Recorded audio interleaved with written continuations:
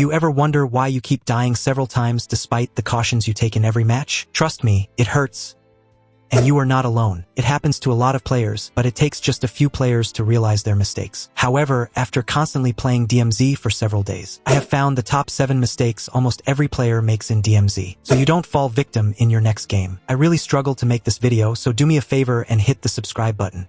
The first mistake that determines whether you have lost the match in advance is entering a lobby with cheap gear. It is very crucial to understand that DMZ is not like Battle Royale. In DMZ, the chance to extract with a lot of cash safely has given to you. All you have to do is gear up properly. Most players overlook this, and they end up losing the match in their first fight. However, before you start the match, make sure that you have a high-tier armor with enough armor plate slots so you don't get caught vulnerable. Remember to equip self-revival kit, a gas mask, and anti-radioactive potion. Manage them wisely because there is a limit on the number of purchases you can make in 24 hours. Use bags with enough slots for loot like the modular bags. Use high-tier weapons like the Dingo. It has good long range and less recoil, which makes it perfect for clutching. Remember to buy enough ammo or purchase ammo at the shop when you run out. Also purchase tactical items like grenades and smoke grenades. Grenades are useful for pushing enemies who use the medical class out of the smoke, or even knocking them down when they camp in the smoke. But all this doesn't guarantee your protection if you make the next mistake, which is engaging with AI enemies unnecessarily. This is what many players get wrong. Not every bot needs to be killed. Players who shoot every AI they see waste ammo, reveal their position, and get swarmed by more AI enemies. In DMZ, the longer you fight them, the more you attract real players who are ready to third-party you while you're vulnerable. Depending on the situation, whether you are running contracts like destroy the supplies, throw smoke grenades, or use the medical class, this prevents the AI enemies from engaging. Only engage AI when they block your path, guard good loot, or threaten your escape, because surviving in DMZ is more important than farming bot kills.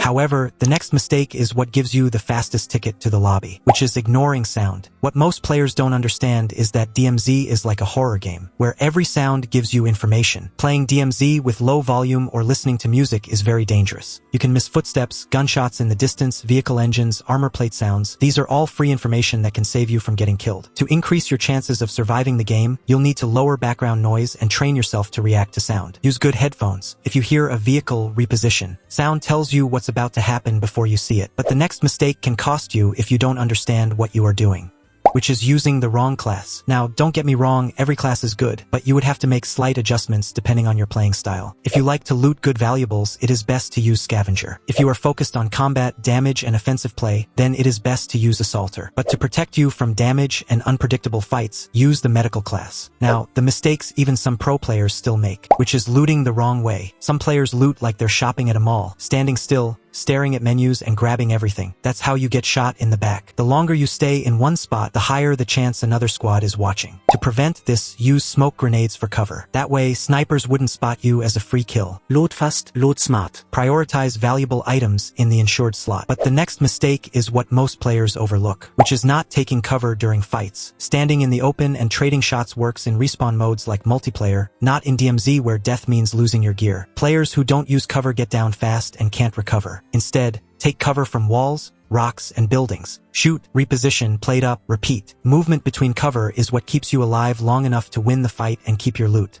And final mistake, extracting the wrong way. This is for the players who wait until the final extraction. If you find yourself in the lobby with greedy enemies who want to complete every contract until the final extraction, you might want to change your strategy. During this situation, most players feel comfortable when approaching the extraction point, and later get surprised by enemies. However, the best way to extract is to wait for the last 15 seconds. Scan for other enemies who are approaching and take them out. You can use sniper for this job so the enemies don't spot you. Or you can prone on the chopper and still get extracted. If this video helped, watch the next one.